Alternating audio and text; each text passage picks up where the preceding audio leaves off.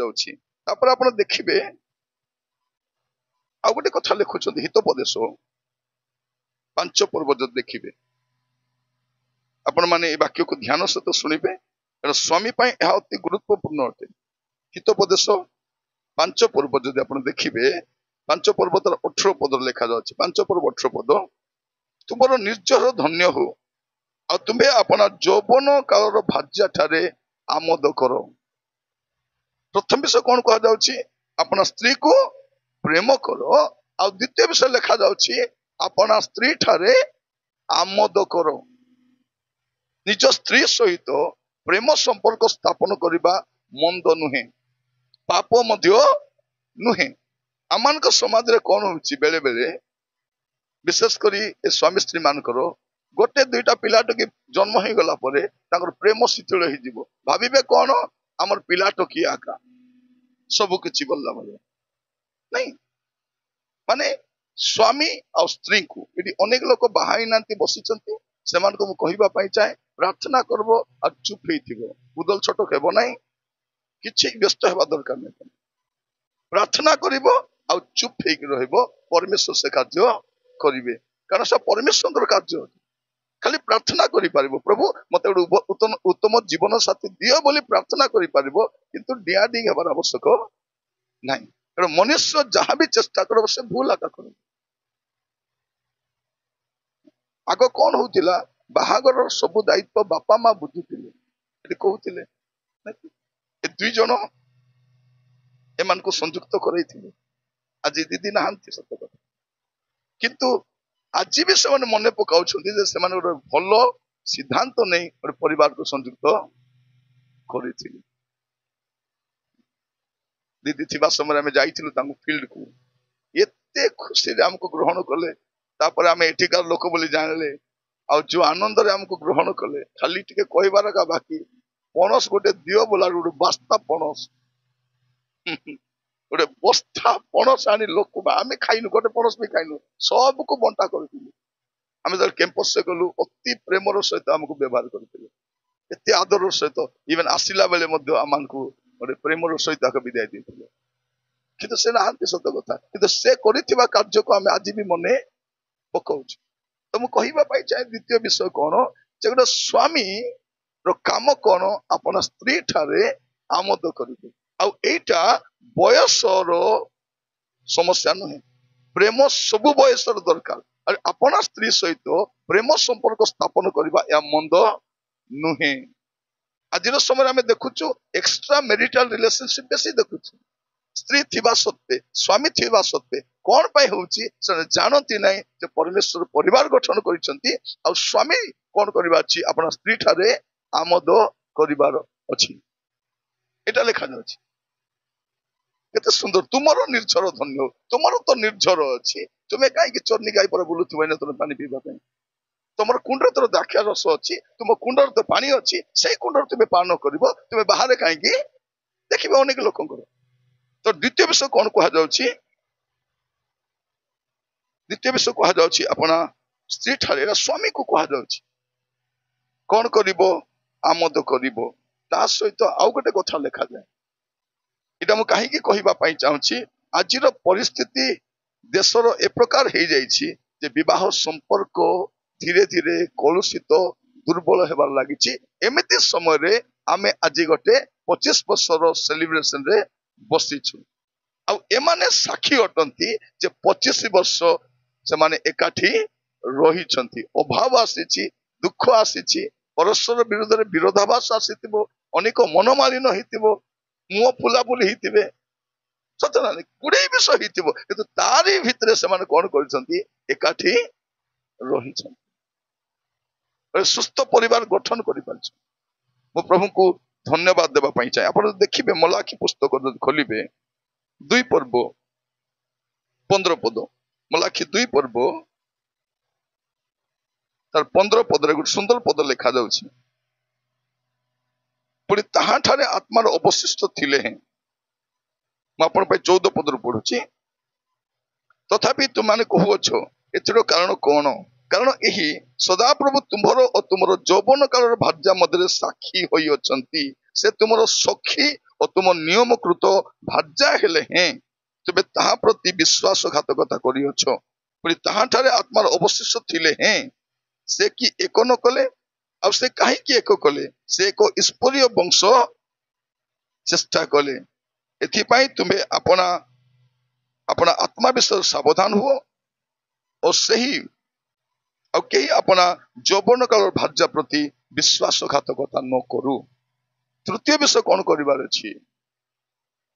ଏଇ ଦିନ ମାନଙ୍କ ଆପଣ ଦେଖିବେ ଯେ ସ୍ୱାମୀ ବା ସ୍ତ୍ରୀ ପରସ୍ପରକୁ ବିଶ୍ୱାସଘାତ କରିବାଟା ଆପଣ ଦେଖିବେ। ଆଜି ସକାଳେ ମୁଁ ଆସିବା ସମୟରେ ମୁଁ ମୋବାଇଲରେ ଦେଖୁଥାଏ ଗୋଟେ ଘଟଣା। ସେ ସ୍ୱାମୀ ସରଳ ଭାବରେ କହୁଛି ଯେ ମୋ ସ୍ତ୍ରୀ ମତେ କେମିତି ବିଶ୍ୱାସଘାତ କରିଛନ୍ତି। ମୁଁ ତ ଗୁଜରାଟରେ କାମ କରୁଛି, ଆକୁ ଯାହା ଦରକାର ସବୁ ଦଉଥିଲି, କିନ୍ତୁ ମୋ ପଛରେ ଏମିତି କରୁଥିଲା ବୋଲି ମୁଁ ଜାଣିନାହିଁ। ଆହୁରି ଇଏ ବିଶ୍ୱାସଘାତ କରିବା ପାଇଁ ଏ ମୋବାଇଲ ମଧ୍ୟ ଗୋଟେ ବେଶୀ ଦାୟୀ। ବହୁତ ସମସ୍ୟା ହଉଛି। ତ ପ୍ରିୟ ଭାଇ ଭଉଣୀ ମାନେ, ମୁଁ ଆପଣ ମାନଙ୍କୁ କହିବା ପାଇଁ ଚାହେଁ, ତୃତୀୟ ବିଷୟ ସ୍ୱାମୀର କାମ କଣ? ଯେହେତୁ ସ୍ତ୍ରୀ ମାନେ ସ୍ୱାମୀକୁ ବେଶୀ ବିଶ୍ୱାସ କରନ୍ତି। କେତେଟା ସ୍ୱାମୀ କଣ ବୋଲି କହିବେ, ମୋ ସ୍ତ୍ରୀ କୁ ଯାଇ ଯୋଉଟା କହିବ କୁହ, ସେ ବିଶ୍ୱାସ କରିବ ନାହିଁ। ମୋର ଉପରେ ତାର ବହୁତ ବିଶ୍ୱାସ। ଆଉ ନିଶ୍ଚିତ ଭାବରେ ସ୍ତ୍ରୀ ମାନେ ସ୍ୱାମୀକୁ ବିଶ୍ୱାସ କରନ୍ତି, କିନ୍ତୁ ବିଶ୍ୱାସ କରନ୍ତି ବୋଲି ବିଶ୍ୱାସଘାତ କରିବାର ନାଇଁ। ଏଇଟା ଲେଖାଯାଉଛି, ବାଇବଲ ଏଇଟା କହୁଛି। ଆଜିର ସମୟରେ ଜଷ୍ଟ ମୁହଁ ମୋଡୁ ମୋଡୁ କଥାବାର୍ତ୍ତା ବଦଳି ଯାଉଛି। ମୁଁ ତ ଆଜିକାଲି ଯୋଉ ବିବାହଘର ମାନଙ୍କୁ ଯାଉଛି ଦେଖି ଆଶ୍ଚର୍ଯ୍ୟ ହଉଛି। ବର କନ୍ୟା ଷ୍ଟେଜ ରେ ଥିବେ, ସେ କନ୍ୟା ଆରି କାହାକୁ ଦେଖି ମୁଚି ମୁଚି ଯାଉଥିବ, ଏ ବର କାହାକୁ ଠାରୁଥିବ। ତୁମେ ତ ବାହା ହେଲ ପରା, ସତ ନା ନାଇଁ? ମଞ୍ଚି ମଞ୍ଚି ବାଛି ବାଛି ପୃଥିବୀରେ ଏତେ ଲୋକ ଅଛନ୍ତି, 140 କୋଟି ଭାରତୀୟ ଭିତରେ ତୁମେ ବାଛି କରି ଜଣକୁ ଆଣିଲ, ତା ସହିତ ଷ୍ଟେଜ ରେ ଆରି ଗୋଟେ ଲୋକ ଦେଖି ମୁତୁ ମୁତୁଥିବେ, ଆରି ଗୋଟେ ଲୋକ ଦେଖି ଠାରୁଥିବ। ମାନେ ଭାବି ଦେଖନ୍ତୁ କେମିତି ପରିସ୍ଥିତି। ମାନେ ସେ ବିବାହ ଦିନରୁ ଆକା ବିଶ୍ୱାସଘାତ କରିବାଟା ଆମେ ଦେଖୁଛୁ। କିନ୍ତୁ ଏ 25 ବର୍ଷର ବିବାହ ଆମକୁ ପୁଣି ଥରେ ରିମାଇଣ୍ଡ କରିବା ଗୋଟେ ବିଷୟ, କଣ କରିବା ଅଛି? ବିଶ୍ୱାସଘାତ କରିବନି। କାରଣ ଏ ଦିନ ମାନଙ୍କର ମୁଁ ଦେଖୁଛି ଅନେକଙ୍କୁ ଯେ ପୁଅ ଝିଅର ବାହାଘର ବୟସରେ ସ୍ୱାମୀ ମାନେ ଓବାଟରେ ଯିବାର, ସ୍ତ୍ରୀ ମାନେ ଓବାଟରେ ଯିବାର ଆମେ ଦେଖୁଛୁ। ତ ଏଇଠି କଣ ବୋଲି କୁହାଯାଉଛି? ବିଶ୍ୱାସଘାତ କରିବ ନାହିଁ କୌଣସି ସମୟରେ। ତାପରେ ଆପଣ ଆଉ ଗୋଟେ ବିଷୟ ଦେଖିବେ, ପ୍ରଥମ ପିତର, ଏଟା ମୁଁ ବାଇବଲରୁ କହୁଛି, ମାନେ ବାଇବଲରେ ଯଥେଷ୍ଟରୁ ଅଧିକ ଶିକ୍ଷା ରହିଛି କଣ? ଗୋଟେ ସୁସ୍ଥ ପରିବାର ଗଠନ କରିବା ପାଇଁ, କେମିତି ହେଲ୍ଦି ରିଲେସନସିପ କୁ ବିଲ୍ଡ ଅପ୍ କରିପାରିବେ। ଆପଣ ଯଦି ଦେଖିବେ ପ୍ରଥମ ପିତର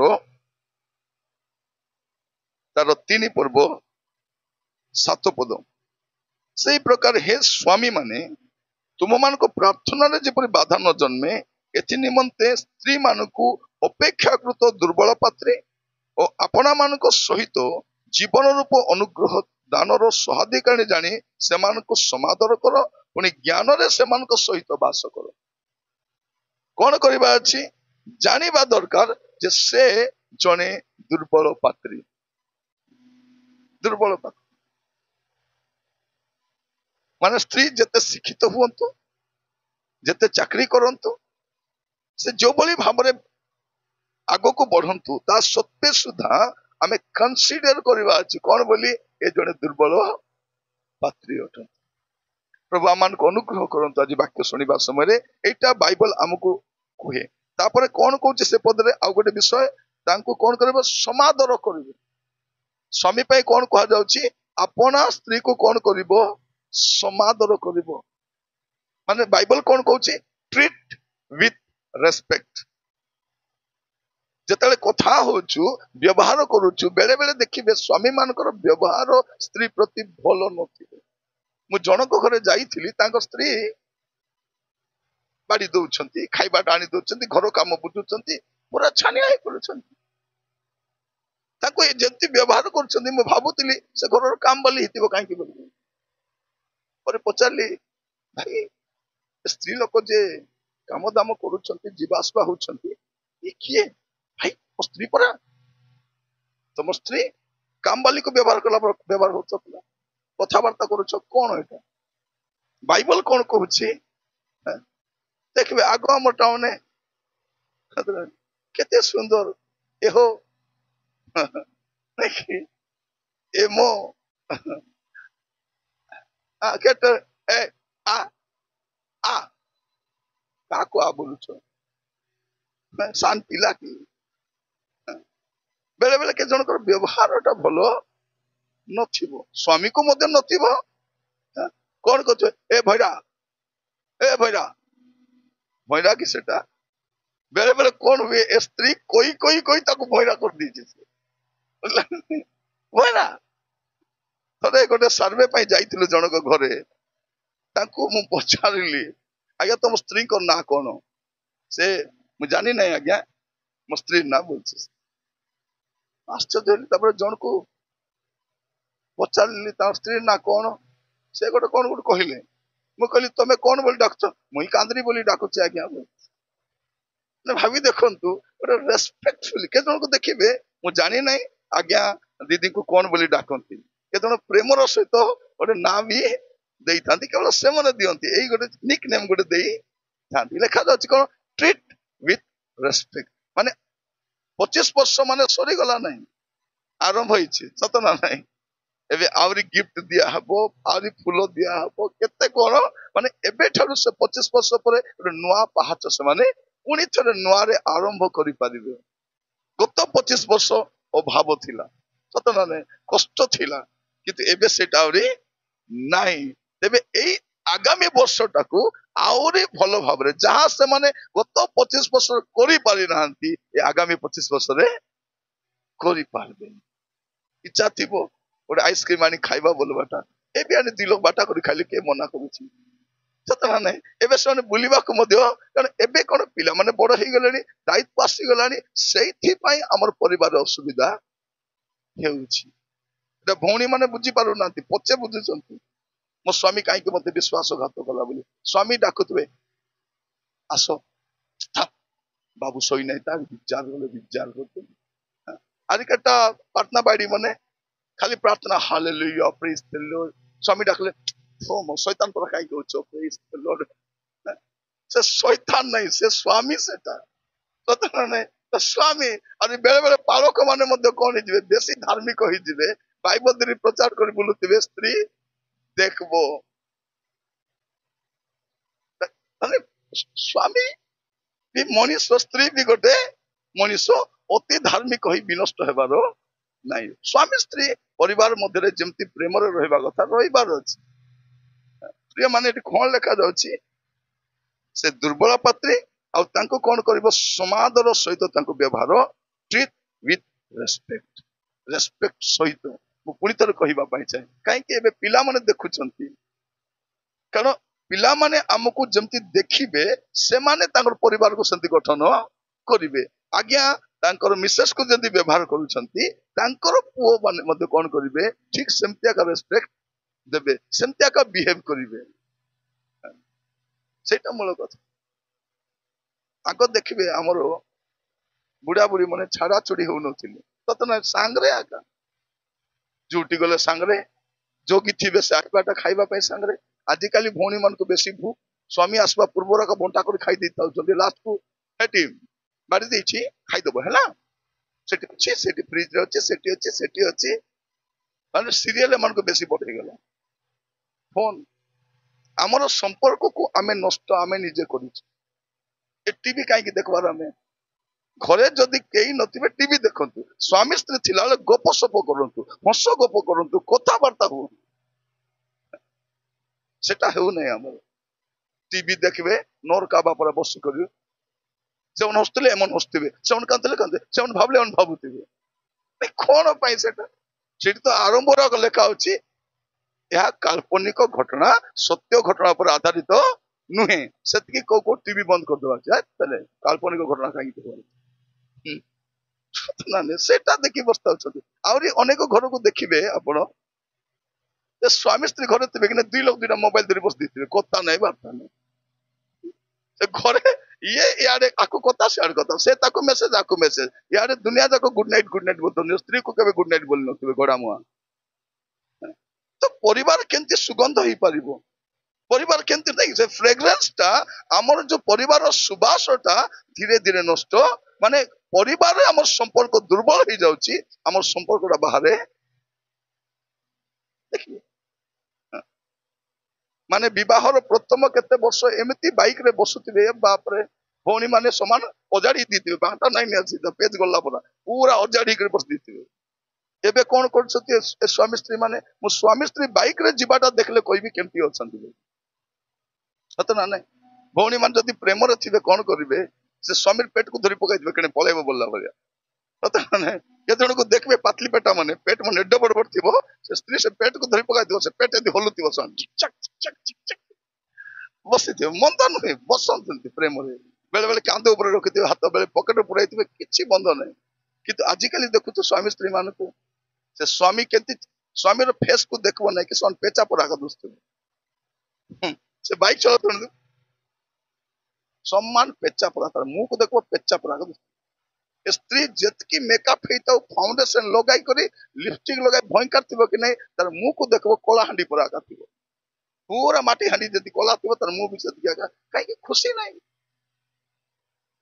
स्वामी स्त्री माने जानी नाहंती मोर परिवार को आमे सिनेमा देखि सिखबु नै स्वामी स्त्री केमती प्रेम रे थिबु सिनेमा देखि सिखबु नै सीरियल देखि सिखबु नै ए सीरियल तो जतकी करूछंती ओदा तो स्वामी स्त्री छड़ा के दाई दउछ ए हीरोइन कार स्वामी कार स्त्री जणा नै जण को विवाह होची जण को जाउची तापर आकु से मन हमको कोन सिखाइबे कल्चर तो प्रिय भाई भनी माने मु काहे कि आज अपन मान कहूची ए 25 वर्षर ए विशेष अवसर रे हमें प्रत्येक जानिबा विशेष करे स्वामी माने म आज्ञा को कहिबा पई चाहे पुनी थरे नुआ करी स्वामी स्त्री प्रेम रे बढ़वा पई जत्न नेबा पई अंतरकार आगरे कष्ट थिला से कष्ट भितर प्रेम भी करि पारलो नै बोलो समय भी काटी पारलो नै किंतु एबे प्रभु सुस्थ स्वास्थ्य दिग रखिचंती पुनी थरे नुआ रे आरंभ करि पारिबे किछि सरी जाय नै माने आमे 70-75 वर्ष पर्यंत प्रेम रे रही पारिबा मन रखितांतु प्रेम माने सेक्स नुह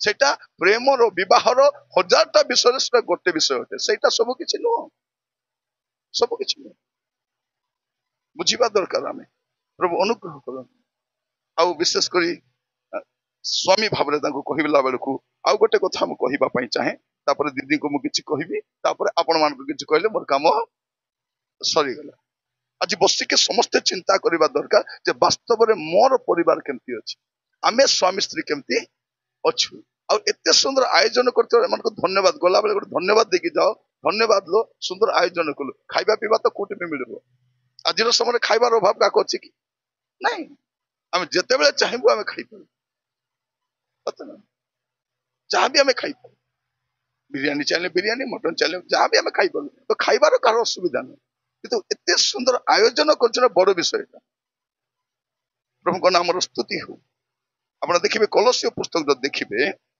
सुंदर कथा लिखा जाउछि कलस्य 3 पर्व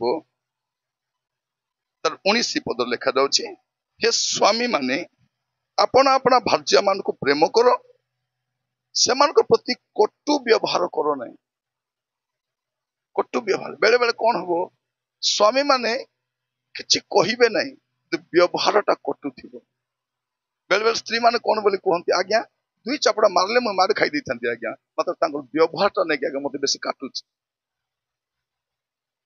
बाइबल कहूची स्वामी मान को कोन तुमे अपना स्त्री को कटु व्यवहार करो नहीं डू नॉट बी हर्ष तुमे कोन हबो नहीं तोन व्यवहार रे कटु हेबो नहीं बेले बेले स्वामी रो व्यवहार पाई मने पकाई पका स्त्री मन कांदुथिबे खाउ नथिबे पूरा देह दुर्बल हो कहीं ना आगे व्यवहार मत बेसी बाधुची मन रखि था प्रिय भाई भनी माने ए जगत रे स्वामी स्त्री जानिबा दरकार आमे स्वामी स्त्री छोड़ा आमर किछि मध्य नाही जो पुओ झियो पई कांगाली होचंती कि नहीं मो पुओ मो झियो मोर विवाही सीधा पलाइबो उल्टी भी देखबोनी सतना नहीं झियो को आजिकली झियो को विदाय नहीं पुओ को भी विदाय करबा पई पड़ुची झियो विदाय तो केबे केबे आसुची पुओ बाहाइला पर आसु भी नहीं सेही टाउन रे घर करि ताउची बापा मां को लेउटी करि देखु मते देखु नहीं मु तोरे ट्रेन रे जाउथिली जनकर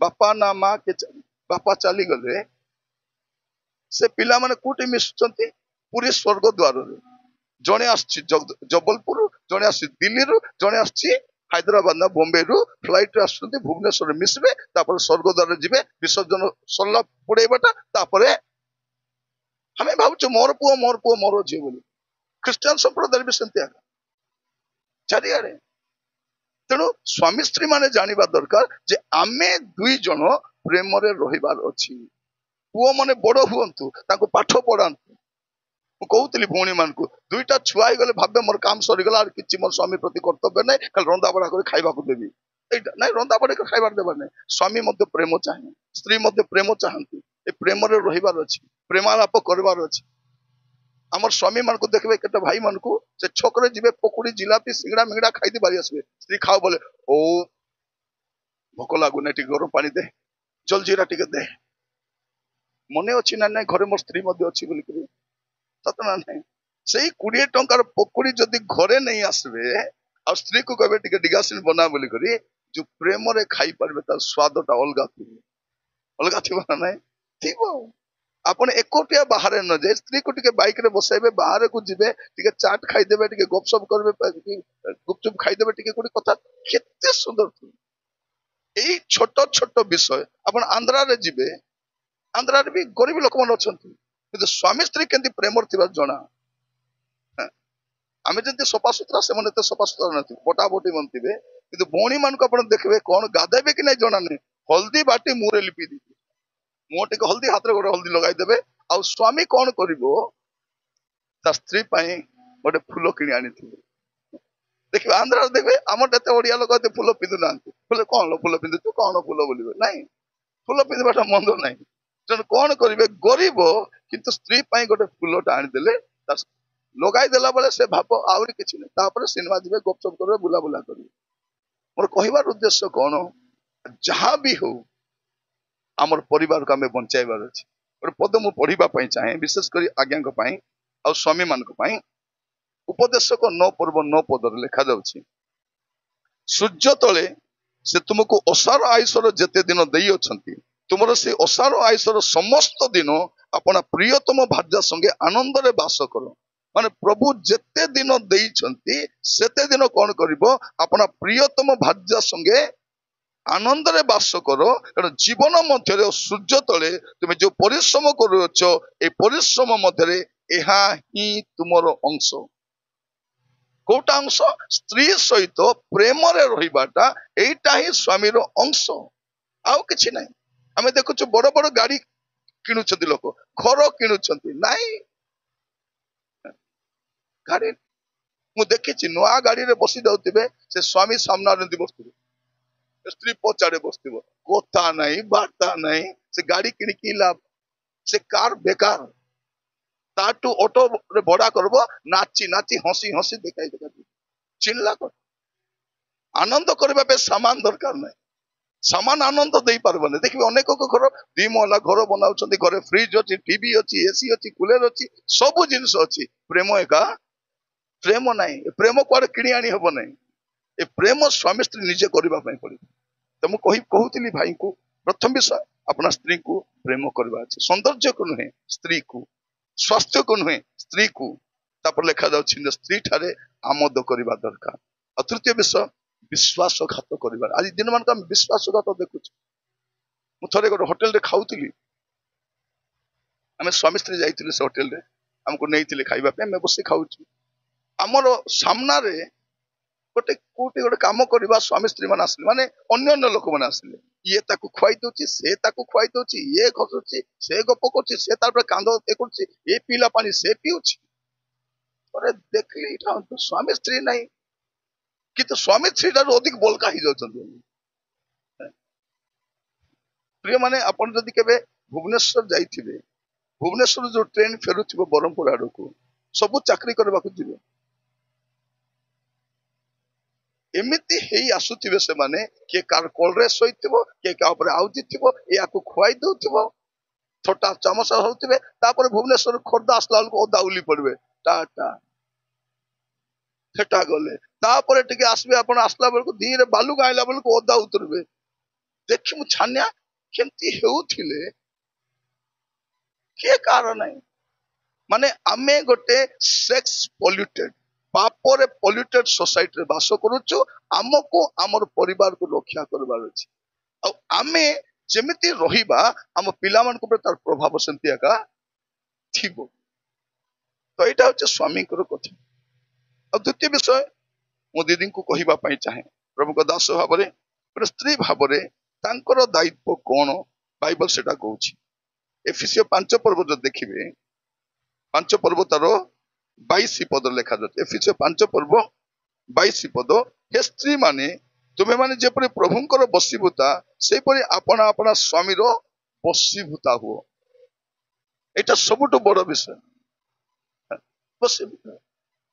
ଏବେ ବାହାଘରର 25 ବର୍ଷ ହେଇଗଲା, ଦିଦି ଏଠି ଠିଆ ହିଁ କହୁଥିଲେ, ଏଠି ଆଜ୍ଞା କହିଲେ ନାଇଁ ସେଠି ନା ଆଗକୁ ଯା, କିଛି ଭୁଲ କରେ ସେ ଆସିଲେ ଆରାମରେ ଆସିଲେ, ଏଇଟା ଦରକାର। ଏବେ ତ ସେ କହିବେ ଏତେ ଲୋକ ଆଗରେ ମୁଁ କୋଉଠି ଠିଆ ହେବି ତ ମତେ ଶିଖାଇବ କି? ଜାଣିନାହିଁ କୋଉଠି ଠିଆ ହେବାର। ସବମିସିଭନେସ୍ ଟା ଦରକାର। ଏଇଟା ବହୁତ ବଡ ବିଷୟ। ଆଜି ସେ ଦେଖାଯାଉନାହିଁ। ଆଜିକାଲି କଣ ସ୍ୱାମୀ ଉପାର୍ଜନ କରୁଛି, ସ୍ତ୍ରୀ ଉପାର୍ଜନ କରୁଛି। ସେ ସ୍ତ୍ରୀ କଣ କହୁଛି, ମୋର କମାଣି ମୁଁ ଖାଉଛି, ତମର କଥା କାହିଁ ଶୁଣିବି। ସେ ସ୍ୱାମୀ କହୁଛି ମୁଁ ବି ତୋର କମାଣି ଖାଉନାହିଁ। ତ ଏମିତିରେ କଣ ଏ ତୁ ମେ ଭିତରେ ପରିବାର ନଷ୍ଟ। ଆହୁରି ଏଇଟା ପିଲାମାନେ ଦେଖୁଛନ୍ତି। ମନେ ରଖିଥାନ୍ତୁ ସମସ୍ତେ, ଆପଣଙ୍କର ଛୁଆ ମାନଙ୍କୁ ଆପଣ କେତେ ପ୍ରେମ କରୁଛନ୍ତି ତାହା ପିଲାମାନଙ୍କୁ ପ୍ରଭାବ ପକାଇ ନାହିଁ। ଆପଣ ମାନେ ଆପଣଙ୍କ ଛୁଆ ମାନଙ୍କୁ କେତେ ପ୍ରେମ କରୁଛନ୍ତି ତା ପ୍ରଭାବ ପକାଇବ ନାହିଁ, କିନ୍ତୁ ଆପଣ ମାନେ କେତେ ପ୍ରେମରେ ଅଛନ୍ତି ସେଇଟା ଏକା ପ୍ରଭାବ। ଆପଣ ଦେଖିବେ ସ୍ୱାମୀ ସ୍ତ୍ରୀ ଯଦି ପ୍ରେମରେ ଥିବେ ପିଲାମାନେ ଏତେ ଖୁସିରେ ଥିବେ। ଦେଖନ୍ତୁ, ଯଦି ସ୍ୱାମୀ ସ୍ତ୍ରୀ ମଧ୍ୟ ଗଣ୍ଡଗୋଳ ହେଇଯାଇଥିବ, କଥାବାର୍ତ୍ତା ନଥିବେ, ପିଲାକୁ ଯାହା ଖାଇବାଟା ଆଣିଦିଅ, ପିଲା ଖୁସି ନାହିଁ। ଖେଳନା ଆଣିଦିଅ, ଖୁସି ନାହିଁ। ପଇସା ଦିଅ, ଖୁସି ନାହିଁ। ମୋବାଇଲ ଦିଅ, ଖୁସି ନାହିଁ। ଏଠି କଣ ଲେଖାଯାଉଛି? ଗୋଟେ ସ୍ତ୍ରୀଙ୍କ ପାଇଁ କୁହାଯାଉଛି ଯେ ତୁମେ କଣ କରିବ, ଆପଣ ସ୍ୱାମୀର ବଶୀଭୂତା ହେବ। ଆପଣ ଦେଖିବେ ସେ ସ୍ୱାମୀ ଟିଚର ଥିବ, ମାତ୍ର ତା ଟିଚର କିଏ ଥିବ? ତା ସ୍ତ୍ରୀ ମେଟ୍ରିକ ଫେଲ।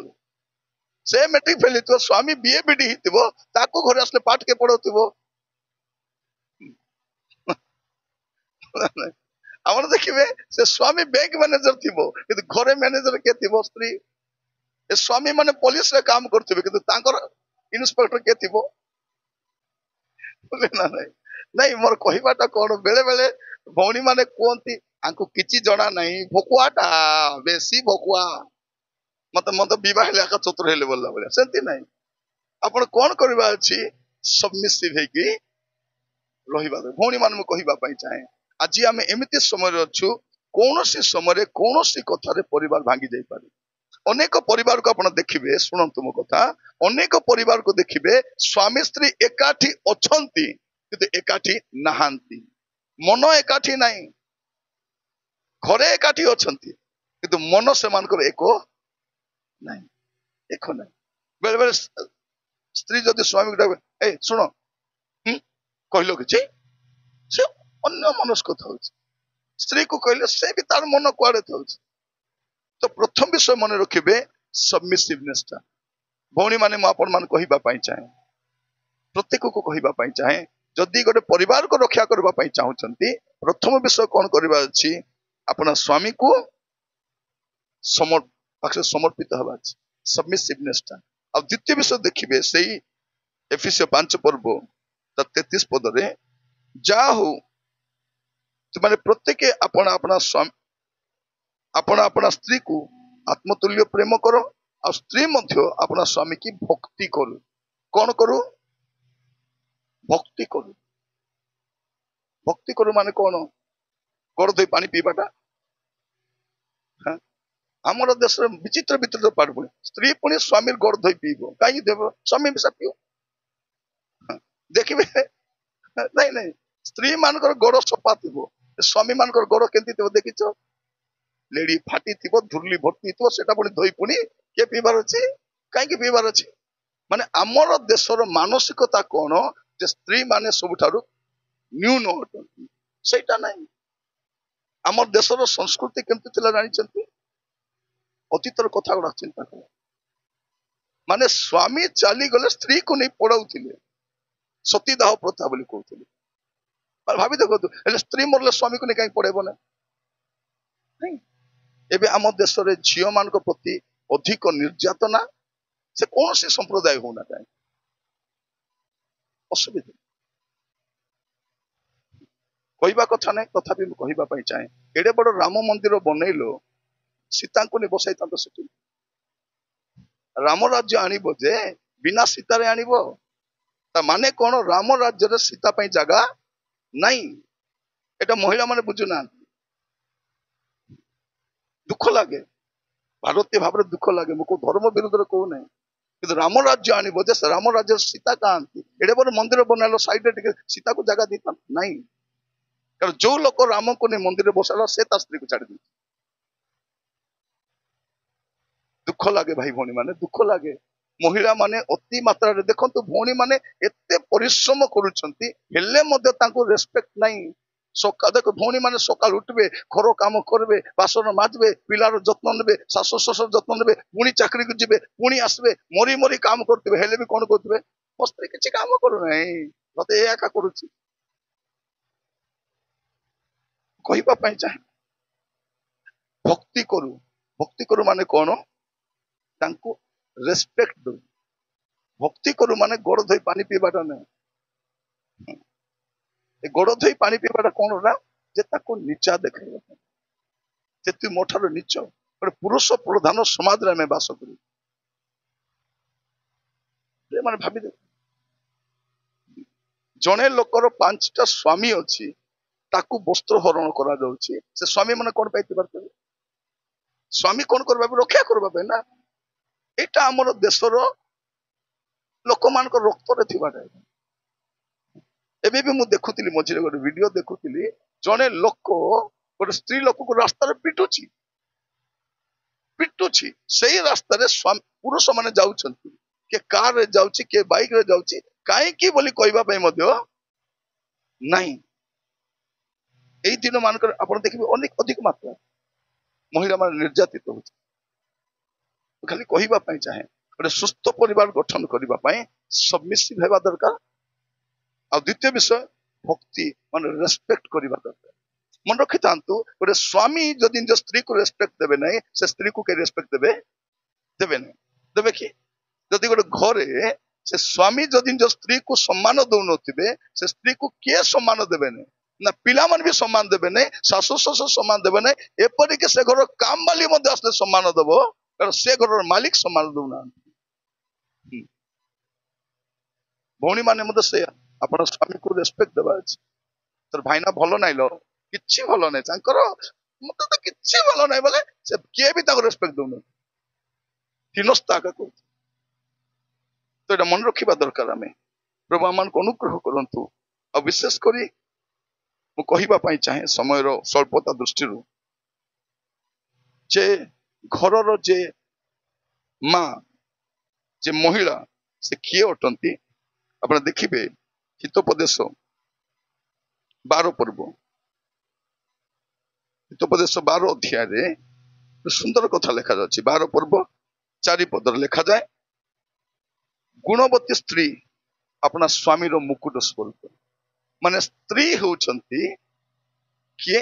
ସ୍ୱାମୀର ମୁକୁଟ। କେତେ ବଡ କଥା। ଆମର ଦେଶରେ କଣ କହୁଛନ୍ତି? ସ୍ତ୍ରୀ ହଉଛି ଗୋଡର ଜୁତା ବୋଲି କହୁଛନ୍ତି। ସ୍ତ୍ରୀ ଗୋଡର ଜୋତା ନୁହେଁ। ସ୍ତ୍ରୀ କିଏ? ସ୍ୱାମୀର ମୁକୁଟ। ମୁକୁଟ କୋଉଠି ଥାଏ? କୋଉଠି ଥାଏ? ମୁଣ୍ଡରେ ନଥାଏ, ମୁଣ୍ଡ ଉପରେ ଥାଏ। ସ୍ୱାମୀ ହଉଛନ୍ତି ପରିବାରର ମସ୍ତକ, ସ୍ତ୍ରୀ ହଉଛନ୍ତି ପରିବାରର ମୁକୁଟ। ତା ମାନେ କଣ? ପ୍ରଭୁ ସ୍ତ୍ରୀକୁ ଏଭଳି କରିଛନ୍ତି ଯେ ସ୍ୱାମୀର ସେ ଉପରେ ଆକା ଥିବ। ଯଦି ସେ ଘରେ ଯଦି ସ୍ତ୍ରୀ ବି ମସ୍ତକ ହବ, କେମିତି ହବ? 2ଟା ମୁଣ୍ଡ ହେଲା ବୋଲି ଜାଣବା କଥା, ଯାହା ହେବା କଥା ହେବ। ମାନେ କ୍ରାଉନ। ଭଉଣୀ ମାନେ ମନେ ରଖିଥାନ୍ତୁ, you are the crown of the family. ଆପଣ ଘରର ମୁକୁଟ ଅଟନ୍ତି, ଆପଣ ଘରର ଶୋଭା ଅଟନ୍ତି। ପ୍ରଭୁ ଅନୁଗ୍ରହ କରନ୍ତୁ ଆପଣ ମାନଙ୍କୁ ଏହା ବୁଝିବା ପାଇଁ, जेपरि आगामी समय रे आपण मान परिवार को आपण सुस्थ रखि पारे।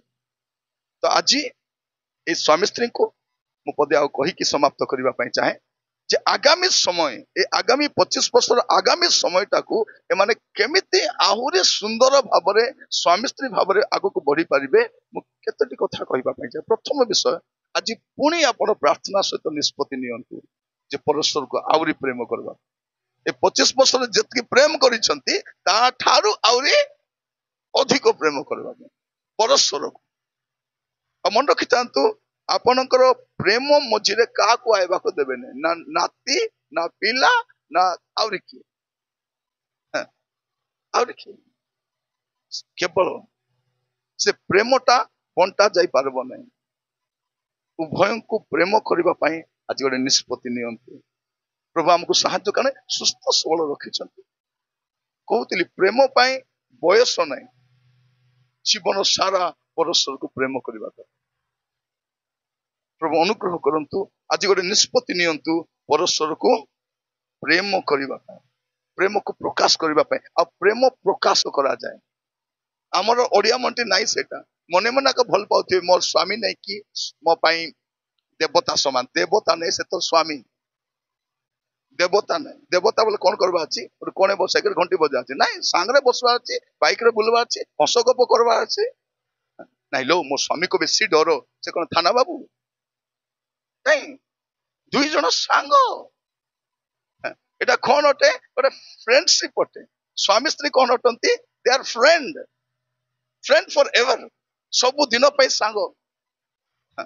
आम देश तो स्वामी मान को ना धरि डाकबे नै टिके डाकी देलो तांको गुनगुन रो बापा को कहिलो टिके मुनमुन रो दादी को कहिलो टिके विदेश रे सती न तो ना धरि डाकबे। आज कल हमर लोक मन डाकुचंतु ए मनोज सुनिलो आपण कटक आडे जिवे मु नुआ नुआ कटक रे गली रोची छानिया ही गली ए पिला सुनिलो रे पिला कहली को पिला को डाकते मते डाकु नै तो पिला बोली बोली देखला से तार स्वामी को डाकु दे पिला बोली मु कहली मरी गली रे बापा ए दिना का देखबा पिला ए पिला बोली डाक अरे पिला सुनिलो ए पिला रेस्पेक्ट सहित चेष्टा करिवे परस्पर को अधिक प्रेम करबा पई।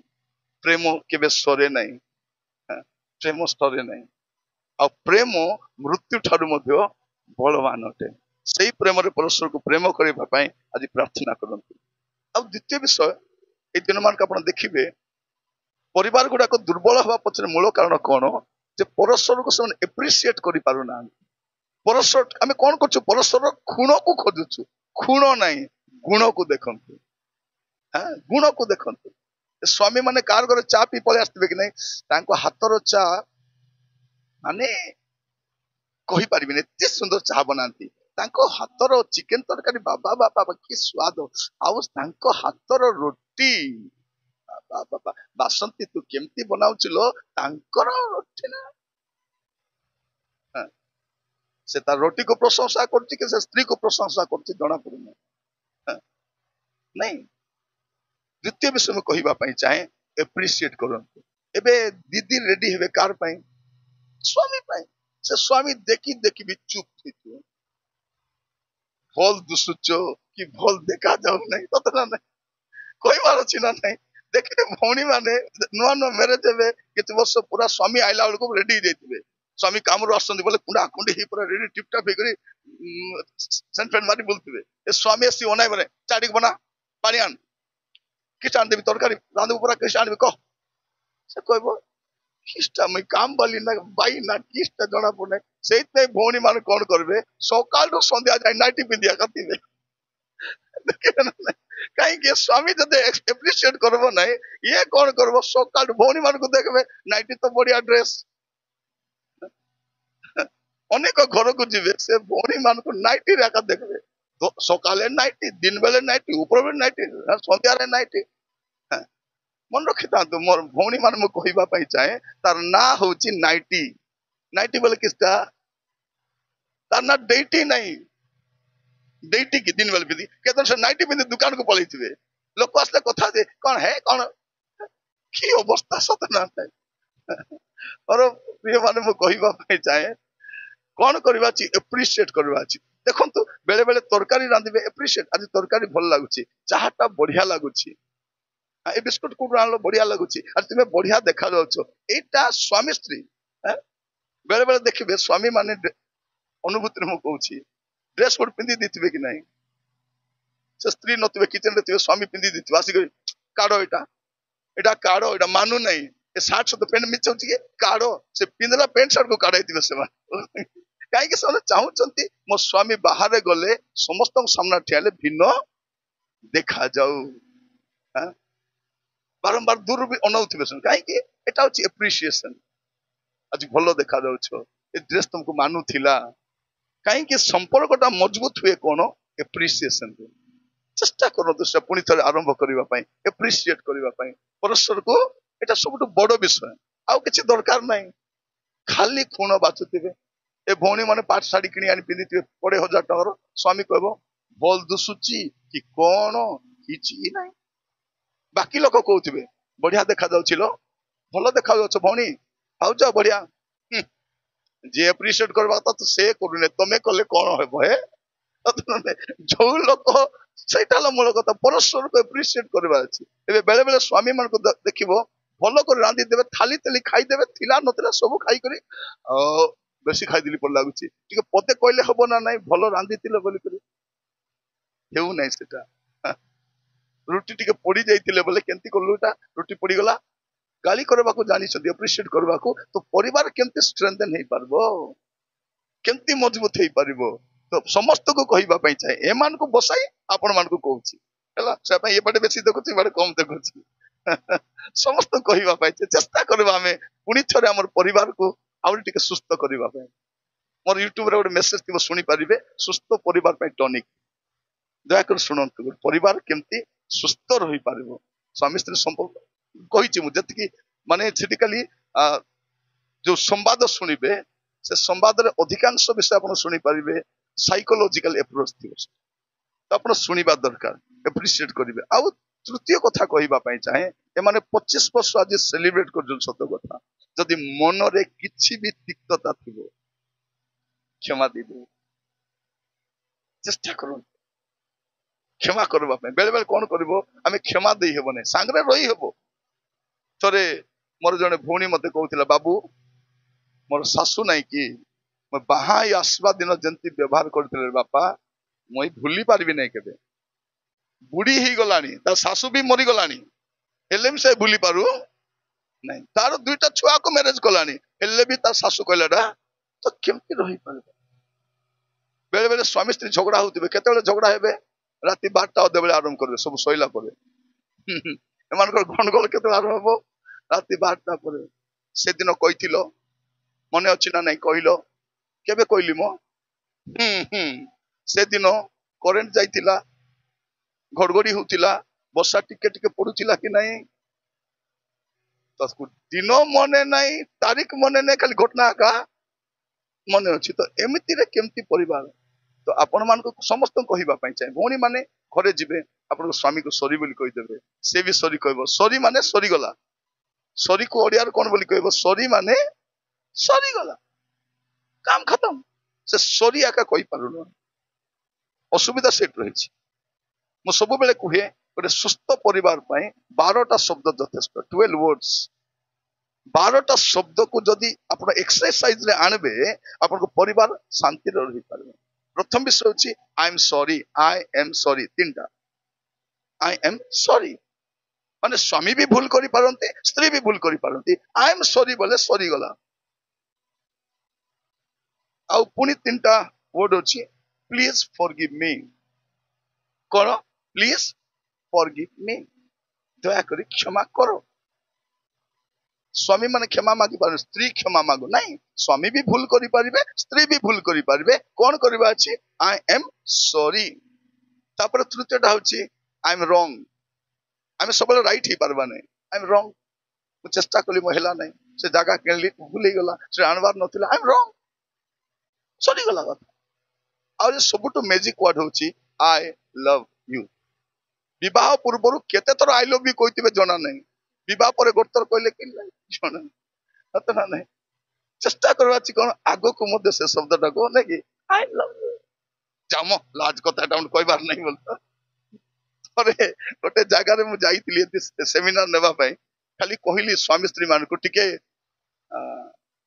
ଭଉଣୀ ଆପଣଙ୍କ ସ୍ୱାମୀକୁ ଆଇ ଲଭ୍ ୟୁ କହ ଛି ଆଜ୍ଞା ଲାଜ କଥା ସେଟା ମୁଁ କହିବାର ନାହିଁ ବୋଲୁଥିଲି ନାଇଁ କଣ କହିବାର ନାହିଁ ଜଣେ ଭାଇ କହୁଛନ୍ତି ନାଇଁ ଆଜ୍ଞା ସେଟା ଆମର କୁହ ନାହିଁ ଆଜ୍ଞା ନାଇଁ କଣ ପାଇଁ ଆପଣଙ୍କ ସ୍ତ୍ରୀଙ୍କୁ ଆପଣ ଆଇ ଲଭ୍ ୟୁ କହିବେ ନା କାହାକୁ କହିବେ ବାଟରେ ବୁଲିଯିବା ଲୋକକୁ ଆଜିକାଲି ବହୁତ କଷ୍ଟ ଗୋଟେ ସ୍ତ୍ରୀ ଲୋକକୁ ବାଇକରେ ବସାଇ ନେଲା ବୋଲେ ଗଲା ସେ ସେଥିପାଇଁ ଜଣେ ପ୍ରଭୁଙ୍କ ଦାସ ଗୋଟେ ପାଳକ ମାନଙ୍କୁ କହୁଥିଲେ ରେ ବାବୁ ମାନେ ତମ ବାଇକ ର ପଛ ସିଟ ତମ ସ୍ତ୍ରୀର ଆରି କାହାକୁ ବସାଇବ ନାହିଁ ସେ ପଣ୍ଡିତ କଣ ବୋଲି କହୁଛି ଆଜ୍ଞା ଯଦି ମୋ ସ୍ତ୍ରୀ ଯାଉନଥିବେ ଆଜ୍ଞା ହେଲେ ମୁଁ କଣ କରିବି ସେ କହିଲେ ଖାଲି ସିଲିଣ୍ଡରକୁ ବାନ୍ଧେ ନହେଲେ ଚାଉଳ ବସ୍ତା ବାନ୍ଧି କରି ବୁଲ ମାତ୍ର କାହାକୁ ବସା ହେଲା ଅସୁବିଧାରେ ପଡିଛନ୍ତି ଲୋକମାନେ ଅସୁବିଧାରେ ଏବେ ସ୍ୱାମୀ ମାନଙ୍କୁ ଫୋନ ଆସିଲେ ଗଳା କାହିଁକି ଶୁଖି ଯାଉଛି ବ୍ୟସ୍ତ ଅଛି ପରେ କଥା ହେବି କଣ ପାଇଁ ସେମିତି ହଉଛନ୍ତି କିଛି ଗୋଟେ ଗଡବଡ ଅଛି ନା କିଛି ଗୋଟେ ବାହାରେ ଯେ କଥା ହେବା ଆସିବାରେ ଚୁପ ନର୍ମାଲ ହେଇଯିବ ଫୋନ ଆସିଲେ ବାଥରୁମ ରେ ପଳେଇବାର କି ଦରକାର ଅଛି ଛାତରେ ଯିବା କଣ ସ୍ତ୍ରୀ ଆଗରେ କଥା ହେଲେ କଣ ଅସୁବିଧା ଅଛି ସ୍ତ୍ରୀ ମାନେ ମଧ୍ୟ ସ୍ୱାମୀ ଆଗରେ କଥା ହେଲେ କଣ ଅସୁବିଧା ଅଛି ଅସୁବିଧା କି ଏ ଭଉଣୀ ମାନଙ୍କୁ ଫୋନ ଆସିଲେ କାଟି ଦଉଥିବେ ଟୁଚ ଟୁଚ କରି ପରେ ଗଲା ପରେ ତମେ କାହିଁକି ଏତେ ଫୋନ କରୁଥିଲ ତାଙ୍କେ ଥିଲେ ପରା ତାଙ୍କେ ଥିଲେ ଯଦି କେବେ ଧରା ପଡିଲେ ଯଦି ମତେ ଛାଡିଦେଲେ ନବ ଯେ ମତେ ରଖିବ ଏମିତି ହଉଛନ୍ତି ଅସୁବିଧାରେ ପଡୁଛନ୍ତି ଯୋଉମାନେ ଏକ୍ସଟ୍ରା ସମ୍ପର୍କ ସେଇଥିପାଇଁ ଆଜି ମୁଁ କହିବା ପାଇଁ ଚାହେଁ ଆଇ ଲଭ୍ ୟୁ ଶବ୍ଦ ବି କହିବାର ଅଛି ବେଳେ ବେଳେ ଆମର ଆମେ ଶବ୍ଦରେ କହିନଥାଉ ମୁଁ ତ ତାଙ୍କ ପାଇଁ ତ ରାନ୍ଧି ଦଉଛି ଲୁଗା କାଚି ଦଉଛି ଯତ୍ନ ନଉଛି ସେ ଜାଣିବେ ନାହିଁ କି ମୁଁ ପ୍ରେମ କରୁଛି ବୋଲି ନାଇଁ ଜାଣିବେ ନାହିଁ ଶବ୍ଦରେ ବି କହିବାର ଅଛି ଶବ୍ଦ ବି ଦରକାର ଅଛି ଆପଣଙ୍କ ଛୁଆ ମାନଙ୍କୁ ମଧ୍ୟ ଆପଣ ମଝି ମଝିରେ କୁହନ୍ତୁ ବାବୁରେ ଆଇ ଲଭ୍ ୟୁ ଏଲୋ ଝିଅ ଶୁଣ ମା ହଁ ଆଇ ଲଭ୍ ୟୁ ମୁଁ ତତେ ଭଲ ପାଉଛି ରେ ମା ଯଦି କହିଲେ ଜାଣିବ ସେ ଏବେ ପିଲା ଟୋକି ଜାଣୁନାହାନ୍ତି ବାପା ମା ଭଲ ପାଉଛନ୍ତି ବୋଲି ମାନେ ବାହାରେ ଭଲ ପାଇବା ଖୋଜି ବୁଲୁଛନ୍ତି ଅସୁବିଧା ସେଇଠି ହେଉଛି ତ ମୁଁ ଆପଣ ମାନଙ୍କୁ କହିବା ପାଇଁ ଚାହେଁ ସମସ୍ତଙ୍କୁ କହିବା ପାଇଁ ଚାହେଁ ଏମାନଙ୍କ ସହିତ ଚେଷ୍ଟା କରିବେ ପରସ୍ପରକୁ କ୍ଷମା ଦେବା ପାଇଁ ଆଉ ଗୋଟେ ମୁଖ୍ୟ ବିଷୟ କହିସାରିଛି ତଥାପି କହିବା ପାଇଁ ଚାହେଁ ପରସ୍ପରକୁ ରେସ୍ପେକ୍ଟ ଦେବା ପାଇଁ ଚେଷ୍ଟା କରିବେ ଆପଣ ଦୁଇ ଜଣ ପରସ୍ପରକୁ ଯଥେଷ୍ଟ ରେସ୍ପେକ୍ଟ ଦେବେ ଲୋକ ଦେଖିଲେ ଜାଣିବାର ଅଛି ସ୍ୱାମୀ ସ୍ତ୍ରୀ ମାନେ ଏମିତି ଥିବାର ଅଛି ରେସ୍ପେକ୍ଟ ଦେବାର ଅଛି ସ୍ୱାମୀକୁ ରେସ୍ପେକ୍ଟ ଯଦି ସ୍ୱାମୀଙ୍କୁ ଯଦି ସ୍ତ୍ରୀ ରେସ୍ପେକ୍ଟ ଦେବେ ନାହିଁ ସ୍ତ୍ରୀଙ୍କୁ ଯଦି ସ୍ୱାମୀ ରେସ୍ପେକ୍ଟ ଦେବେ ନାହିଁ କିଏ ରେସ୍ପେକ୍ଟ ଦେବ ପିଲାମାନେ ରେସ୍ପେକ୍ଟ ଦେବେ ନାହିଁ ଯଦି ମା କୁ ଯଦି ପିଲା ଯଦି ଟିକେ ଅସମ୍ମାନ ଦେଖାଲେ ଆରେ କଣ ତୋତେ ମା ରେସ୍ପେକ୍ଟ ସହିତ କଥା ହବୁ ବୁଝିଯିବ ସେ ଯାହାଲ ବୁଢୀ ଭବଡି ଡକରି ନହେଲେ କି ବିଚାର ସିଧା କଥା ରେସ୍ପେକ୍ଟ ଦେଇକରି ପିଲାମାନେ ପଚାରବେ ମା ସେ ବୁଢା ଆସିନାହିଁ କି କିଛି କିଛି ଆସିଲା ନା ନାଇଁ ରେ ତୋର ବାପା ସେଟା ସମାନ କଥା ହବୁ ରେସ୍ପେକ୍ଟ ନାହିଁ ଆଜିକାଲି ଘରେ ଆପଣ ମାନେ ଗୋଟେ ଘରକୁ ଦେଖିବେ ଘରେ ପଶିଲେ ଆପଣ ଅଣନିଶ୍ୱାସୀ ହେଇଯିବେ ତା ଘରକୁ ପଶିବେ ନାହିଁ କି ପ୍ରେମ ନାହିଁ ଅଣନିଶ୍ୱାସୀ ହେଇଯିବେ ଚେଷ୍ଟା କରିବେ କଣ କରିବେ ମୁଁ ପୁଣି ଥରେ କହିବା ପାଇଁ ଚାହେଁ ଆପଣଙ୍କର ପୁଅ ଝିଅ କିଏ କିଏ ଅଛନ୍ତି ବଡ କଥା ନାହିଁ ଏମାନେ ତ ବାହାର ଲୋକ ଏମାନେ ଆପଣଙ୍କ ସମ୍ପର୍କକୁ ଭଲ କରିବେ କାଲିକି ଝିଅ ବାହା ହେଇ ପଳେଇବ ପୁଅ ବି ବାହା ହେଇ ପଳେଇବ ୟା ଭିତରେ ଏମାନଙ୍କ ସମ୍ପର୍କ ଦୁର୍ବଳ ହେଇଯାଏ ମୁଁ ଅନେକ ଘରକୁ ଯାଇ ଦେଖୁଛି ବୁଢା ବୁଢୀ ମାନେ ସ୍ୱାମୀ ସ୍ତ୍ରୀ ଅଛନ୍ତି କାହାର ପ୍ରେମ ନାହିଁ କଣ ପାଇଁ ଯେ ଏମାନେ ପିଲାମାନଙ୍କୁ ପାଠ ପଢେଇବା ପାଇଁ ପିଲାମାନଙ୍କୁ ଚାକିରି କରିବା ପାଇଁ ପିଲାମାନଙ୍କୁ ଏଷ୍ଟାବ୍ଲିଶ କରିବା ପାଇଁ ତାଙ୍କ ସମ୍ପର୍କକୁ ଦୁର୍ବଳ କରିଦେଇଛନ୍ତି ମନେ ରଖିବେ ପୁଅ ଝିଅକୁ ପ୍ରେମ କରନ୍ତୁ ତାଠାରୁ ଅଧିକ ସ୍ୱାମୀ ସ୍ତ୍ରୀ ପରସ୍ପରକୁ ପ୍ରେମ କରନ୍ତୁ ପ୍ରଭୁ ଆପଣ ମାନଙ୍କୁ ବୁଝିବା ପାଇଁ ସାହାଯ୍ୟ କରନ୍ତୁ ତ ପରସ୍ପରକୁ ଆପଣ କ୍ଷମା ଦେବେ ରେସ୍ପେକ୍ଟ କରିବେ ତାପରେ ସବୁଠୁ ଗୁରୁତ୍ୱପୂର୍ଣ୍ଣ ବିଷୟ ମୁଁ କହିବା ପାଇଁ ଚାହେଁ ଆପଣମାନଙ୍କୁ ଆପଣମାନେ ଆସିଛନ୍ତି ଫଙ୍କସନ ଆଟେଣ୍ଡ କରିବା ପାଇଁ ଭଲ କଥା ତା ସହିତ ପ୍ରଭୁ ଆପଣମାନଙ୍କୁ କିଛି କହିବା ପାଇଁ ବି ଚାହୁଁଛନ୍ତି ଯେ ଗଲାବେଳେ ଗୋଟେ ନିଷ୍ପତ୍ତି ନେଇକି ଯିବେ ଯେ ଆପଣଙ୍କ ପରିବାରକୁ କେମିତି ଆପଣ ଗଠନ କରିବେ ମୂଳ ବିଷୟ ସ୍ୱାମୀ ସ୍ତ୍ରୀ ପରସ୍ପରକୁ ସନ୍ତୁଷ୍ଟ କରିବାର ଅଛି ପ୍ରତ୍ୟେକ ବିଷୟରେ। ମାନେ ଗୋଟେ ସ୍ୱାମୀ ତା ସ୍ତ୍ରୀ ଛଡା ଆଉ କାହା ବିଷୟରେ ଭାବିବାର ନାହିଁ, ଗୋଟେ ସ୍ତ୍ରୀ ତା ସ୍ୱାମୀଙ୍କ ଛଡା ଆଉ କାହା ବିଷୟରେ ଭାବିବା କଥା ନାହିଁ, କାରଣ ସନ୍ତୁଷ୍ଟ। ଏବେ ଯଦି ଜଣେ ଲୋକ ପେଟ ପୁରା ଖାଇଦେଲା, ସେ ଆଜି ବାହାରେ ଖାଇବାକୁ ଯିବ କି? ଯିବ ନାହିଁ। ପେଟ ପୁରା ଖାଇଦେଲା, କୁଆଡେ ଖାଇବାକୁ ଯିବ? ଠିକ ସେମିତି ଜଣେ ଲୋକ ପଖାଳ ବି ହଉ, ଯଦି ସକାଳେ ପଖାଳ ପେଟ ଭର୍ତ୍ତି ଖାଇଛି, ଗଲା ପରେ ଏଇ ଦୋସା ବନେଇଛି ଖାଇବ? ନାଇଁ ଭାଉଜ ପଖାଳ ଖାଇସାରିଛି। ବିରିୟାନୀ ଦେଲେ କଣ? ନାଇଁ ନାଇଁ ପଖାଳ ଖାଇସାରିଛି। ପେଟ ପୁରି ଯାଇଛି ପରା, ପେଟ ପୁରିଲା ପରେ ବିରିୟାନୀ ଦିଅ, ଚିକେନ ପକୋଡା ଦିଅ, କାମ ଦେବନି। ସେଥିପାଇଁ ପରସ୍ପର ପ୍ରେମରେ ପରସ୍ପର ପେଟକୁ ଭର୍ତ୍ତି କରିବା ଦରକାର, ସାଟିସ୍ଫାଇଡ କରିବା ଦରକାର ସବୁ କ୍ଷେତ୍ରରେ। ମୁଁ ଖାଲି ଗୋଟିଏ କଥା କହୁନି, ଶାରୀରିକ ସମ୍ପର୍କ ବି ହଉ ବା ଅନ୍ୟ ବିଷୟ ହଉ, ପରସ୍ପରକୁ ସନ୍ତୁଷ୍ଟ କରିବା ଦରକାର। ସାଟିସ୍ଫାକ୍ସନ ପାପ ନୁହେଁ। ମୋର ଭାଇ ଭଉଣୀ ମାନେ, ମୁଁ ପ୍ରଭୁଙ୍କ ଦାସ ଭାବରେ କହୁଛି, ସ୍ୱାମୀ ସ୍ତ୍ରୀର ଶାରୀରିକ ସମ୍ପର୍କ ପାପ ନୁହେଁ, ଅନ୍ୟତ୍ର ସମ୍ପର୍କ ପାପ। କେବଳ ଶାରୀରିକ ସମ୍ପର୍କ ନୁହେଁ, ପ୍ରତିଟି କ୍ଷେତ୍ରରେ ସନ୍ତୁଷ୍ଟ କରିବା ଉଚିତ। ସନ୍ତୁଷ୍ଟ କି? ବେଳେ ବେଳେ ଅନେକ କହୁଛନ୍ତି, ଆଜ୍ଞା ଆଙ୍କ ବାହା ମୁଁ ସନ୍ତୁଷ୍ଟ ନାହିଁ, ଆଜ୍ଞା ସ୍ତ୍ରୀ ଠାରେ ମୁଁ ସନ୍ତୁଷ୍ଟ ନାହିଁ, ସ୍ୱାମୀ ଠାରେ ସନ୍ତୁଷ୍ଟ। କାହିଁକି ସନ୍ତୁଷ୍ଟ ନାହିଁ? କାରଣ ଦେଖିବେ, ଆମର କୋଉ ସମ୍ପ୍ରଦାୟରେ ବିବାହ ହେବା ଲୋକମାନଙ୍କୁ ଶିକ୍ଷା ନାହିଁ। ଆମର ହିନ୍ଦୁ ସମ୍ପ୍ରଦାୟରେ ଦେଖିବେ କିଛି ନାହିଁ, ଖାଲି ଦୁଇଟା ଲୋକ ନାଁ ମିଶିଲା, ସେମାନଙ୍କ ଜାତକ ମିଳିଲା, ଆସିଲା ପରେ ପୂଜାରୀ ନାମ କରି ବିବାହ କରି ପଠେଇଦେବେ। ଆମର ଖ୍ରୀଷ୍ଟିଆନରେ ମଧ୍ୟ କିଛି ନାହିଁ, କାର୍ଡ ଛାପିଲେ, ବାହାଘର କଲେ, ଅଧଘଣ୍ଟାରେ ବିବାହ ସରିଲା, ପଳେଇଲେ। ତାପରେ ପରାମର୍ଶ ଦେଲ କି? ଆମର ମୁସଲମାନ ସମ୍ପ୍ରଦାୟ କିଛି ନାହିଁ, କବୁଲ ହେ କବୁଲ କବୁଲ କବୁଲ, ନହେଲେ ତଲାକ ତଲାକ ତଲାକ, ସରିଲା। ଏଇଟା ସମ୍ପର୍କ? ଏଟା ଗୋଟେ ସୁସ୍ଥ ପରିବାର ଗଠନ କରିବା ପାଇଁ କେବେ ଶିକ୍ଷା ଦେବେ ଆପଣ? ନାହିଁ, ଶିକ୍ଷା ନାହିଁ। ଆମେ ଏ ଅନୁଭବରେ ବର୍ଷାକୁ ଦେଖି ଶିଖବୁ ବିବାହ ହେବାଟା। କେତେ ଜଣଙ୍କ ଫେଭରେଟ ଥିଲା ଅନୁଭବ, କେତେ ଜଣଙ୍କ ବର୍ଷା। ଏବେ ବର୍ଷା ଅନୁଭବ ଗଲା, କାହାଣୀ ସରିଲା। ତ ଏ ଫିଲ୍ମ ଷ୍ଟାର ମାନଙ୍କୁ ଦେଖି ଆମେ ଶିଖି ହେବନି। ଆମେ ନିଜେ ବସିକି ଚିନ୍ତା କରିବା, କଣ କରିବେ? ସନ୍ତୁଷ୍ଟ କରିବେ। ଆଉ ମୁଁ କହିବା ପାଇଁ ଚାହେଁ, ଏତେ ବର୍ଷ ଆପଣ ମାନେ ସଂଘର୍ଷରେ ଗଲେ, ଅଭାବରେ ଗଲେ, ଏକାଠି ରହିଛନ୍ତି କଣ? ପରସ୍ପରକୁ ବୁଝିବା ଦ୍ୱାରା। ମୁଁ ପୁଣି କହିବା ପାଇଁ ଚାହେଁ, ଆଜି ଗୋଟେ ନିଷ୍ପତ୍ତି ନିଅନ୍ତୁ, ପୁଣି ଥରେ ପରସ୍ପରକୁ ବୁଝିବା ପାଇଁ। ବେଳେ ବେଳେ ସ୍ତ୍ରୀ ମାନେ କଣ କୁହନ୍ତି, ଆଜ୍ଞା ଆଙ୍କୁ ବୁଝି ହେବ ନାହିଁ, ଆଜ୍ଞା ବାହାଘର 30 ବର୍ଷ ହେଇଗଲା, କିନ୍ତୁ ଆଙ୍କୁ ମୁଁ ବୁଝି ପାରୁନାହିଁ, କେମିତିକା ଲୋକ ମୁଁ ବୁଝି ପାରୁନାହିଁ ଆଜ୍ଞା ବୋଲି। ବୁଝିବା ପାଇଁ କେବେ ଚେଷ୍ଟା କରିଛନ୍ତି କି? ସ୍ୱାମୀକୁ ବୁଝିବା ପାଇଁ, ସ୍ତ୍ରୀକୁ ବୁଝିବା ଚେଷ୍ଟା କରନ୍ତୁ। କାହିଁକି? ସ୍ୱାମୀ ସ୍ତ୍ରୀ 50 ବର୍ଷ ସାଙ୍ଗରେ ଥିଲେ ବି 2 ଜଣ ଭିନ୍ନ ଲୋକ ଏକା। ଜଣକୁ ଫ୍ୟାନ୍ ଭଲ ଲାଗୁଥିବ, ଜଣକୁ ଫ୍ୟାନ୍ ପସନ୍ଦ ନାହିଁ। ଜଣଙ୍କ ଘରେ ଝଗଡା ହଉଥିଲେ, ମତେ କହିଲେ ଆଜ୍ଞା ରାତିରେ ଆମର ସବୁବେଳେ ଝଗଡା ହୁଏ ଆଜ୍ଞା, ମୋ ସ୍ତ୍ରୀକୁ ଫ୍ୟାନ୍ ପସନ୍ଦ ଆଜ୍ଞା, ମତେ ଫ୍ୟାନ୍ ପସନ୍ଦ ନାହିଁ ଆଜ୍ଞା। ରାତିରେ ଝଗଡା ହୁଏ, କହିଲେ କିଛି ବାଧା ନାହିଁ, ଫ୍ୟାନ୍ ପକାନ୍ତୁ, ଆପଣ ବେଡସିଟ୍ ଗୁଡାଇ ଦିଅନ୍ତୁ, ସରିଲା କଥା, ଝଗଡା ଖତମ। ଆଗ ମିକ୍ସର ଏତେ ଭେରାଇଟି ଆସୁନଥିଲା, ମିକ୍ସର କାହିଁକି ଏତେ ଭେରାଇଟି ଆସୁଛି? ଯେ ପସନ୍ଦ ଅଲଗା ଅଲଗା ଅଛି। ଆଚାର ମଧ୍ୟ ଆଗ କେମିତି ଥିଲା? ଆମ୍ବ ଆଚାର 2 ପ୍ରକାର ଥିବା, ଏବେ କେତେ ପ୍ରକାର ଆଚାର। କାହିଁକି? ଆମର ବିଚାର ଅଲଗା ଅଲଗା, ସେଥିପାଇଁ ଆଚାର ମଧ୍ୟ ଅଲଗା ଆସୁଛି। ଆମେ କଣ କରିବା ଅଛି? ପରସ୍ପରକୁ ଅଣ୍ଡରଷ୍ଟାଣ୍ଡ କରିବା ପାଇଁ ଚେଷ୍ଟା କରୁ। ନୂଆରେ ଆମେ ବି ପ୍ରାର୍ଥନା କରିବୁ, ପ୍ରଭୁଙ୍କ ଦାସ ମାନେ ଅଛନ୍ତି, ମୁଁ ବି ପ୍ରାର୍ଥନା କରିବି। ଏଇଟା ମୋର ସୌଭାଗ୍ୟ। ଆଜି ଏଠି ମୋର ପ୍ରୋଗ୍ରାମ ନଥିଲା, ମୋର ପ୍ରୋଗ୍ରାମଟା ଅଲଗାଟି ଥିଲା, କିନ୍ତୁ ପରମେଶ୍ୱରଙ୍କ ଯୋଜନା ଏଇଠି ଥିଲା। ଏଇଟା ମୁଁ ପ୍ରଭୁଙ୍କୁ ଧନ୍ୟବାଦ ଦେବା ପାଇଁ ଚାହେଁ। ଚେଷ୍ଟା କରନ୍ତୁ ପୁଣି ଥରେ ଗୋଟେ ସୁସ୍ଥ ପରିବାର ଗଠନ କରି ଆହୁରି ଆଗକୁ ବଢିବା ପାଇଁ। ପ୍ରଭୁ ଆପଣ ମାନଙ୍କୁ ଆହୁରି ଦୀର୍ଘାୟୁ ଦିଅନ୍ତୁ, ଉତ୍ତମ ସ୍ୱାସ୍ଥ୍ୟ ଦିଅନ୍ତୁ, ପ୍ରେମରେ ବଳିଷ୍ଠ ହୋଇ ଆଗକୁ ଯିବା ପାଇଁ ବୁଝିବା ପାଇଁ ଚେଷ୍ଟା କରିବେ। ତାପରେ ପରସ୍ପରକୁ ସ୍ପର୍ଶ କରିବା ମଧ୍ୟ ଗୋଟେ ସମ୍ପର୍କର ମୂଳ ବିଷୟ। ଆପଣ ଦେଖିବେ, ସ୍ୱାମୀ ଯଦି ଟେନସନରେ ବସିଥିବେ, ସ୍ତ୍ରୀ ପାଖରେ ଯିବେ, କାହିଁକି ମୋ ଟେନସନ ହଉଛ, ଏତେ ଟେନସନ କାହିଁ? କାନ୍ଧରେ ହାତ ପକାଇ ମୁଣ୍ଡରେ ଟିକେ ଆଉଁସି ଦେଲେ ତାର ବତାସ ତାସ ପଳେଇବ। ପଳେଇବ କି ନାହିଁ? ଏବେ ଭଉଣୀ ମାନେ ଜ୍ୱର ହେଇଥିବ କି ନାହିଁ, ସ୍ୱାମୀ ଔଷଧ ଖାଇଲ କି ନାହିଁ? ଖାଇଲି, ମୁଣ୍ଡ ବିନ୍ଧୁଛି। ତାକୁ ଅମୃତାଞ୍ଜନ ଲଗା,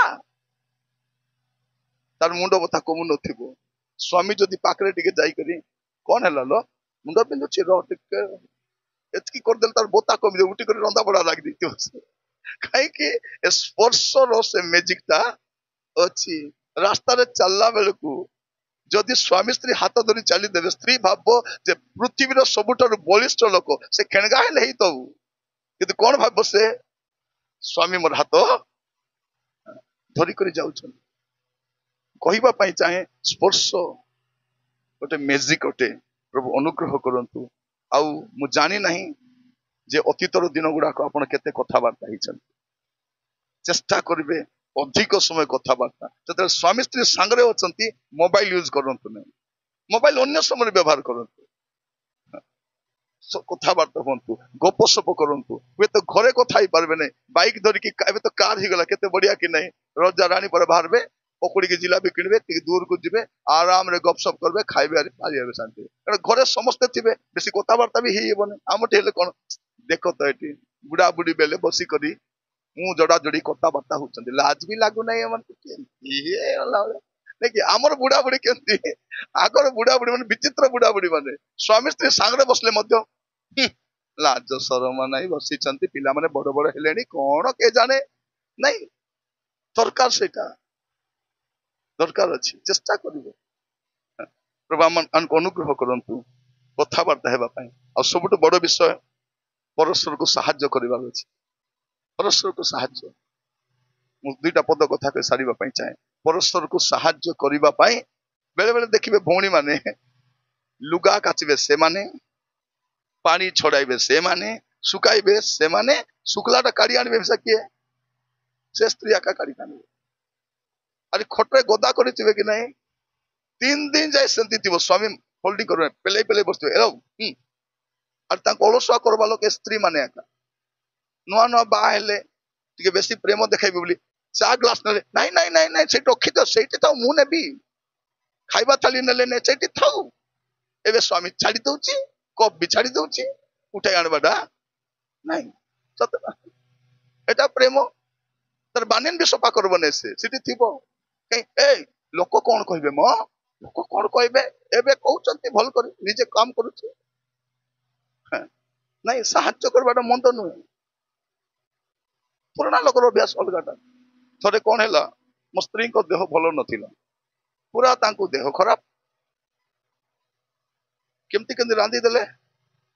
ତାପରେ ବାସନ ମାଜିବାର ଅଛି। ଆଗର ବୁଢା ବୁଢୀକୁ କଣ ସକାଳ ଯାଏ ବାସନ ରହିବନି, ସେତେବେଳେ ମାଜିବାର ଅଛି। ହେଲେ ଆଙ୍କୁ ଜ୍ୱର, ଦେହ ଖରାପ, ଏ ପଳେଇଲେ ଉପରେ, ମୁଁ ଯାଇ ବାସନ ମାଜୁଛି। ମୋର ମା ଦୂର ଦେଖିଲେ, ପରେ ନଈ ନଈ ଆସିଲା, তোর বাপা ଥିଲେ କଣ ଭାବିଥାନ୍ତେ, তুই ବାସନ ମାଜିବୁ, এটা ଗୋଟେ କଥା କରୁଛୁ। ଏଟା ମତେ ଜଣା, ମୋ ସ୍ତ୍ରୀକୁ ଦେହ ଖରାପ, ତାକୁ ଜୋର ହେଇଛି, ଆଜି ବାସନ ମାଜିବ କି? ମୁଇଁ ମା ଥରେ ଝାଡୁ କଲା ବେଳକୁ ଛି ଛି ଛି ଛି ଛି ଛି ଛି। ମୋର କହିବା ପାଇଁ କଣ ପାଇଁ ଚାହେଁ ଯେ ଆମେ ପରସ୍ପରକୁ ସାହାଯ୍ୟ କରିବାର ଅଛି ପ୍ରତିଟି କ୍ଷେତ୍ରରେ। ମୁଁ କହିବା ପାଇଁ ଚାହେଁ, ନହେଲେ ହେବ ନାହିଁ, ପରିବାର ଚାଲିବ ନାହିଁ। ଶିଖିବାର ଅଛି। କେତେ ସ୍ୱାମୀ ମାନଙ୍କୁ ଚା ମିଶା ବନାଇ ଜଣା ନାହିଁ, କାଲି କହୁଥିବେ ମୁଇଁ ବାହା 25 ବର୍ଷ ହେଇଗଲା, ଭାତ ବି କରି ଜାଣି ନାହିଁ, ଚା ବି ଜାଣି ନାହିଁ, କିଛି ଜାଣି ନାହିଁ, ଖାଲି ରାନ୍ଧି ଦେଲେ ଗିଲବାକୁ ଆଗା ଜାଣିଛି ବୋଲା ଭଳିଆ ନାହିଁ। ସେମିତି ନୁହେଁ, ପରସ୍ପରକୁ ଆମେ କଣ କରିବାର ଅଛି, ସହଯୋଗ କରିବାର ଅଛି। ପ୍ରଭୁ କେତେ ଘରେ ଦେଖିବେ କେତେ ସୁନ୍ଦର କାମ କରୁଥିବେ ସ୍ୱାମୀ ମାନେ। ପ୍ରଭୁ ଅନୁଗ୍ରହ କରନ୍ତୁ ପରସ୍ପରକୁ ସାହାଯ୍ୟ କରିବା ପାଇଁ। ଆଉ ଶେଷରେ ଗୋଟେ କଥା କହିବା ପାଇଁ ଚାହେଁ, ଏ 25 ବର୍ଷ ପର୍ଯ୍ୟନ୍ତ ଆପଣ ଯଦି ସୁସ୍ଥତା ପରିବାର ଆଣିପାରିଛନ୍ତି, ପ୍ରାର୍ଥନା ଆଣିପାରିଛି, ତ ଆପଣ କଣ କରିବେ, ପରବର୍ତ୍ତୀ ସମୟରେ ମଧ୍ୟ ପ୍ରାର୍ଥନାରେ ଆପଣ ମାନେ ଲାଗିକରି ରହିବେ, ପ୍ରାର୍ଥନାରେ ଲାଗିକରି ରହିବେ। ଇଂରାଜୀରେ ଗୋଟେ କୁହନ୍ତି, ପ୍ରେ ଟୁଗେଦର ଷ୍ଟେ ଟୁଗେଦର। ଏକାଠି ପ୍ରାର୍ଥନା କରିବା ପାଇଁ ଶିଖନ୍ତୁ। ବେଳେ ବେଳେ କଣ ହୁଏ, ସ୍ୱାମୀ ଅଲଗା ପ୍ରାର୍ଥନା କରନ୍ତି, ସ୍ତ୍ରୀ ଅଲଗା ପ୍ରାର୍ଥନା କରନ୍ତି, କିନ୍ତୁ 2 ଜଣ ମିଶିକରି ପ୍ରାର୍ଥନା କରିବାର ଅଛି। ଆଉ ପ୍ରାର୍ଥନା କରିବା ସମୟ ଯଦି ଆପଣ ପରସ୍ପର ହାତ ଧରିକରି ପ୍ରାର୍ଥନା କରିବେ, ବହୁତ ବଢିଆ। ଦିନ ସାରା ଝଗଡା ହେଇଥିବେ ସତ କଥା, କିନ୍ତୁ ଯଦି ହାତ ଧରି ପ୍ରାର୍ଥନା କଲେ ସବୁ ରାଗ ପଳେଇବ। ପଳେଇବ କି ନାଇଁ? ପଳେଇବ। ଆଉ ଶୈତାନ ସେଟା ହେବାକୁ ଦବନି। ପ୍ରାର୍ଥନା ତୁମେ କର, ମୁଁ ପ୍ରାର୍ଥନା କରିବି ନାହିଁ, ନାଇଁ, ବସ ପ୍ରାର୍ଥନା କର, ସମାପ୍ତ ହେଇଗଲା। ଛୋଟ ଛୋଟ ବିଷୟ ପାଇଁ ପରିବାର ଗୁଡାକ ଅଶାନ୍ତି ହଉଛି, ଗଣ୍ଡଗୋଳ ହଉଛି। ମୁଁ ଯେତିକି କହିବା ପାଇଁ ଚାହେଁ, ଶେଷରେ ଛୋଟ ପରାମର୍ଶ, ଆପଣ ଏକାଠି ବାଇବଲ ପଢନ୍ତୁ, ଏକାଠି ପ୍ରାର୍ଥନା କରନ୍ତୁ। କେତେ ବଡ ପରିସ୍ଥିତି ଆସିଲେ ମଧ୍ୟ ଆପଣ ତାକୁ ଓଭରକମ୍ କରିପାରିବେ। କାହିଁକି ବିବାହରେ ବିଶେଷ କରି ମନେ ରଖିଥାନ୍ତୁ, ସ୍ୱାମୀ ସ୍ତ୍ରୀ ଯୋଉ ବାହା ହୁଅନ୍ତି ସେମାନଙ୍କ ସାକ୍ଷୀ ମାନେ କିଏ ଥିଲେ ଜଣା ନାହିଁ, କିଏ ବାହାଘର କରାଇଥିଲା ଜଣା ନାହିଁ, କିନ୍ତୁ ପ୍ରଭୁ ସାଙ୍ଗରେ ଥିବେ। ଏବେ ଯାଇ ଯଦି 25 ବର୍ଷ ଆସିଛନ୍ତି, ପ୍ରଭୁ ଯଦି ସାଥିରେ ନଥିଲେ ସେମାନେ ଏତେ ଦୂର ଆସିପାରି ନଥାନ୍ତେ। ଆଉ ସେଇ ପ୍ରଭୁ ଆଗକୁ ମଧ୍ୟ ଏମାନଙ୍କ ସହିତ ରହି କଢେଇ ନିଅନ୍ତୁ। ପ୍ରଭୁଙ୍କ ଦାସ ଭାବରେ ଏଇଟା ମୋର ପ୍ରାର୍ଥନା। ପ୍ରଭୁ ଆପଣ ମାନଙ୍କୁ ବାହୁଲ୍ୟ ରୂପେ ଆଶୀର୍ବାଦ କରନ୍ତୁ।